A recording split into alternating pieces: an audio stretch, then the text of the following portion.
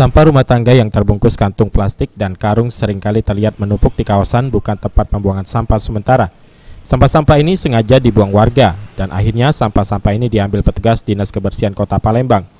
Sehingga kebiasaan buruk terjadi, masyarakat berpikir kawasan tersebut merupakan tempat pembuangan sampah karena sampah akan diambil petugas Dinas Kebersihan Kota Palembang.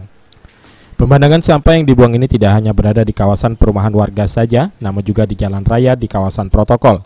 Kondisi ini kontras dengan apa yang diterima Kota Palembang sebagai kota metropolis terbersih di Indonesia. Menurut pengamat lingkungan dan aktivis sampah Syal Fitri, Palembang yang penduduknya kini mencapai 1,8 juta jiwa menghasilkan sampah sekitar 600 ton per hari. Persoalan sampah ini tidak akan habis dengan hanya mengangkut dan mengumpulkan sampah lalu membuangnya ke tempat pembuangan akhir.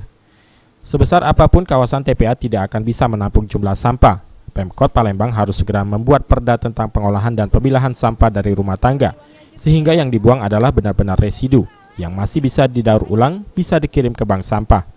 Intinya lagi, itu tidak dibuang ke TPS, TPS itu hanya TPS 3R, di mana TPS 3R itu ialah bisa untuk memulai memilah dan merecycle gitu. Jadi bukan TPS yang sekarang ada di mana-mana, bahkan TPS dianggap TPS sekarang sebenarnya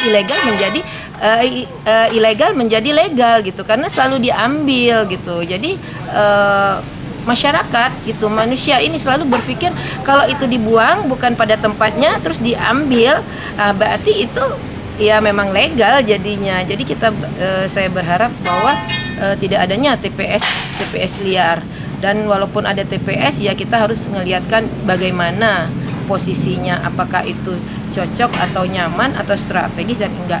Tapi harapan saya tidak ada TPS. Susan Oktaria, PAL TV.